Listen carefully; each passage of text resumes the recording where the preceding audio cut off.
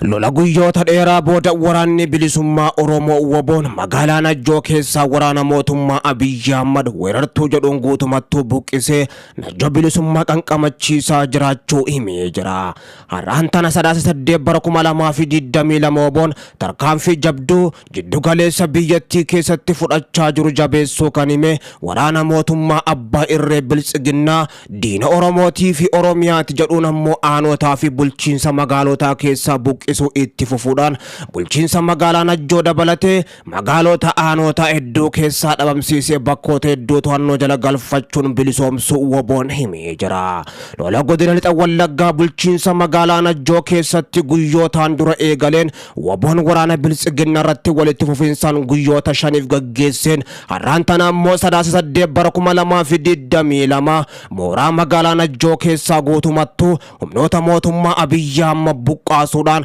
Najjoo bilisummaa goonfachiisuudhaan injifannoon goolabee jiraachuu waraanni bilisummaa Oromoo WBOn kutaan waraanaa dhiha Oromiyaa himeeti jira. Yeroo ammaattis lolli guddaa WBO fi humnoota mootummaa Abiyyi Ahmad jidduutti gaggeeffamaa kan jiru WBOn gama isaatiin guyyaa har'aan tanaa harcaatota waraana Biltsiginnaa baadiyyaa aanaa Najjoo daandii Kamaashii geessu irratti dirree keessatti fixuudhaan du'aa fi madoon adabee magaalaa Najjoo qofa otoo hin taane baadiyyaa hunda qulqulleessee jiraachuu WBOn beeksisee jira. Waraanni bilisummaa Oromoo WBOn tarkaanfii fudhachaa jiru kanaan akka gabaasni kun qindaa'etti WBOn battalatti yoo xiqqaate loltoota mootummaa Biltsiginnaadhaa humna diinaa weerartuu Oromiyaa jedhuun 290 ol lola guddaa guyyaa 5 gaggeesseen bakka awwaalchaa Oromiyaa Najjoo yoo godhu ammoo 436 madeessuudhaan dishqaa hedduu bireenii dabalatee qawwee keemmii 180 ol rasaasa AKM fi bireeniidha kumoota kurnaan lakkaa'amu jororoo bireenii akkasumas uffata waraanaa dugda diinarraa hiikuudhaan dantaa qabsoo bilisummaa Oromootiif galii taasisee jiraachuu WBOn himee jira. Hidhamtoota siyaasaa Oromoo aanaa Najjoo fi bulchiinsa magaalaa Najjoo keessaa badii tokko malee buufata poolisii magaalichaa keessatti hidhamuudhaan dararamaa turan 130 ol harka waraana Biltsiginnaa jalaa baasuudhaan nagaan akka maatii isaaniitti galan WBOn taasisee jiraachuus himee jira. Magaalaa Najjoo keessa yeroo ammaan tana ummanni mana isaa jala dhaabbatee miira gammachuu fi koflaan guutameen bakka gammadde waliin jechaa kan jiran yoo ta'u xiyyaarri waraanaa mootummaa Abiyyi Ahmad garuu magaalatti irra guyyootaaf marsuu akkuma itti fufetti jira. Ummanni keenya haleellaa xiyyaaraa faashistoota Abiyyi Ahmadiif nafxanyootaaf akka hin saaxilamneef bakka tokkotti akka walitti hin qabamne dhaamsa dabarfannaa kan jedhanis ammoo hoggantoonni waraana bilisummaa Oromoodha. Duula tarkaanfii WBOn lixa Oromiyaa keessatti onkololeessa 14/2022 bifa haaraan eegaleen akka gabaasni kun qindaa'etti waraanni bilisummaa Oromoo WBOn aanota hedduu fi bulchiinsa magaalaa tokko harkatti galfatee jira. Ni qulqulleessina ni balleessina jechuudhaan Abiyyi Ahmadii fi Shimallis Abdiisaa dhaadachaa turanis garuu yeroo ammaan tana dubbiin faallaa ta'uudhaan har'a waraanni bilisummaa Oromoo WBOn humna isaanii niin qulqulleessa niin balleessa Oromiyaa keessa niin baasa kana booddee Oromiyaa keessa waraanni nafxanyaa lafarra dhaabbatee uummata Oromoo miidhus hin qabaatu lafa awwaalchaa malee Oromiyaan bakka awwaalcha diinaatiin dhaadannoo waraana bilisummaa Oromoo WBOti. Kana malees ammoo waraanni bilisummaa Oromoo WBOn zoonii bahaa tarkaanfii fudhadhe jedhuun meeshaalee waraanaa fi konkolaataa diinarraa booji'eetiin jira jechuudhaan himee jira. Waraanni bilisummaa Oromoo WBOn zoonii bahaa godina Harargee lixaa aanaa Ciroo aradda adda keessatti haleellaa konkolaataa diinarratti fudhateen waraana Biltsiginnaa hedduu fixuudhaan garii isaanii madeessee jiraachuu WBOn bahaa himee jira. Tarkaanfii laaleessaa waraana Biltsiginnaa irratti WBOn fudhate kanaan ammoo kilaashii AKM hedduu fi bireenii turkii tokko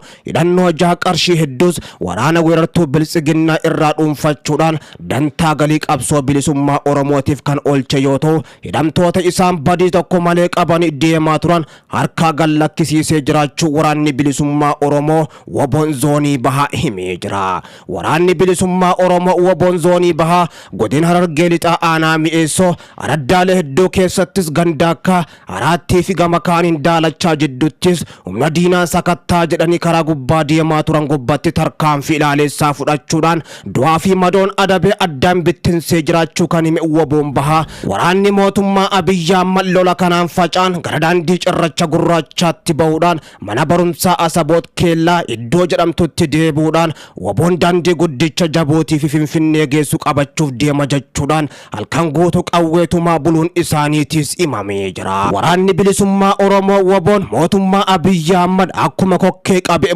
muddamsiisetti jira. Waboon bahaa fi dhiyaa akkasuma jiddu galeessaa fi kibbaahis ibidda gurguddaa humnoota mootummaa Abiyyi Ahmaditti qabsiisuudhaan guyyuma adii waxalee bakka awwaalcha isaanii Oromiyaa gochaa akka jiru kan beeksise ammoo lafoota hedduus qabachuudhaan bakkoota murteessoo harkatti galfate hidhannoo gurguddoos humnoota mootummaa Abiyyi Ahmad irraa boojuudhaan yeroo ammaan tanaa deebisee itti rukutaa jiraachuu kan beeksise ammoo waboon lola guddaa yeroo gaggeessaa jiru kanattis ammoo waamicha ilmaan Oromoodhaa humnoota mootummaa biltsiginnaa keessatti argamaa jiraniif godheenis ammoo waraanni poolisii federaalaa hedduu ta'anii fi raayyaa ittisa biyyattiitii fi humni addaa Oromiyaa hedduun kanneen dhibbaatama lakkaa'amanis jiddu galeessa Oromiyaa Shaggar lixaa dabalatee gama kaaniin ammoo lixa Oromiyaa Wallaggaa Afran keessattis harka waraana bilisummaa Oromootti laachaa jiraachuun himamee jira. Hidhannoo guutuudhaa fi meeshaa gurguddoo wajjin humni poolisii federaalaa Najjo dabalatee akkasuma Naqamtee fi bakkeewwan garagaraatti wabotti harka kan laatan kunis ammoo mootummaa Abiyyi Ahmaditti daran kuutu yaaddoo hamtuus akka ta'etu himamee jira.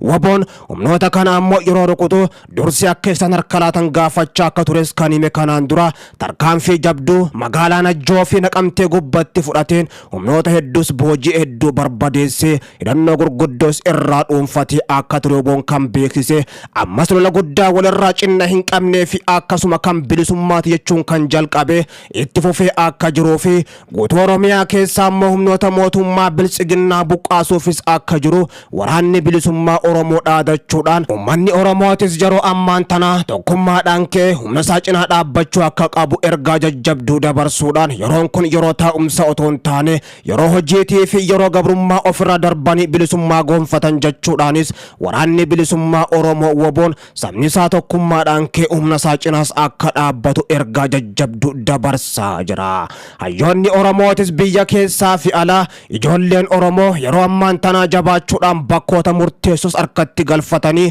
mootummichi balleessa injiran jedhus ammoo yeroo ammaan tana waraanichi ni injira jechuudhaan bakkoota hedduus humnoota mootummaa harkaa baafatee jira. Jiraachuu isaa sabaa fi ammoo diinattis mul'isee jabeenyi isaa ammoo akka malee diinas naasisee sabattis abdii horee jira. Qeerroo fi qarreenis humna kana cinaa hiriiruudhaan gabrummaan yeroo ofirraa qolatan amma jechuudhaanis ergaan jajjabduun hayyoota Oromoorraa biyya keessaa fi alaas darbaa jirti. Reefi Doktora kabajaa artiistii Alii Birraa Bishooftuurraa gara Finfinnee geeffame Finfinneerraa immoo Dirree Dhawattis dabarfamee jira. Reefi Doktora kabajaa artiistii Alii Birraa bakka mana jireenya isaa magaalaa Bishooftuurraa gara magaalaa Finfinneetti kan geeffame ammoo jalqaba. Artiistii gameessa kanaaf ammoo sirni gaggeessaa kibxata har'aan tana magaalaa Finfinnee fi Dirree Dhawattis ni taasifama. Mootummaan Abiyyi Ahmadis gama isaatiin gaggeessaa goota kana akka taasisu kan beeksise haala kanaan jalqaba magaalaa Finfinneedhaa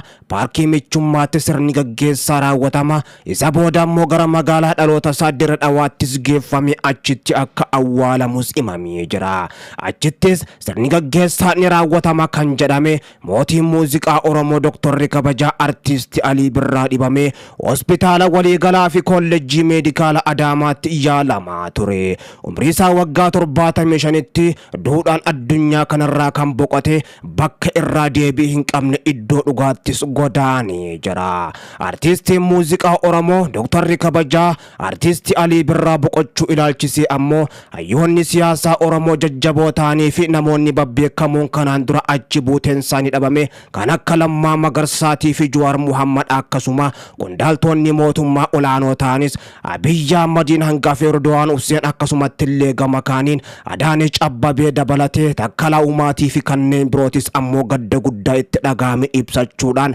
sabni Oromoodha jajjabina qabaadhaa walumaan dhabne Itoophiyaa maraa fi akkasuma ammoo ummattoota biyyattii hundumayyuu kanneen isa jaallatanii fi dinqisiifataniifis jajjabina hawwina jechuudhaan ergaa isaanii kaleessarraa kaasuudhaan ammoo kan dabarfachaa turan daran kootu kan ajab nama jechisiise achi buuteensaa dhabame kan ture Lammaa Magarsaadha erga artisti Alii Birraa boqotanii as bahanii dubbachuu isaaniiti. Dr. Lammaa Magarsaadha nama dhugaatii fi akkasuma ammoo haqaati jechuudhaan kan dhaadheessan mootii muuziqaa Oromoo Dr. kabajaa artisti Alii Birraadha. Alii Birraan gaafaan aangoo gubbaa turetti nama na gorsaa fi akkasuma daandii haqaa gubbaatti na dhoorgaa ture jechuudhaanis jabina mootii muuziqaa Oromoo Dr. kabajaa artisti Alii Birraa kan himan ammoo Alii Birraan ijoollee hedduus guddisee jira wanti inni facaases ija godhattee jirti ta'us ammoo sabni biyyattii bal'aa fi Oromoon nama guddaa dhabe jechuudhaan kan dubbatan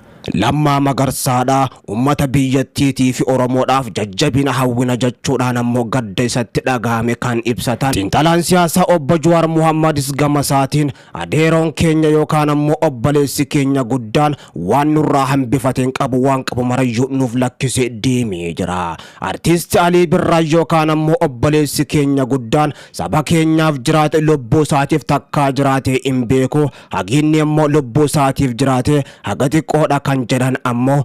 dinqisiifattootaa fi jaalattoota isaa akkasuma ummata Oromootii fi ummata biyyattii maraafis jajjabinaan hawwa jechuudhaan obbo Jawaar Muhammadis ergaa kan dabarfatan. Egaan daawwattootaa fi hordoftoota maatii Muhaa Oromoo YouTube qophiin keenya ammaaf qabannes kana fakkaata. Daawwattootaa fi hordoftoota maatii Muhaa Oromoo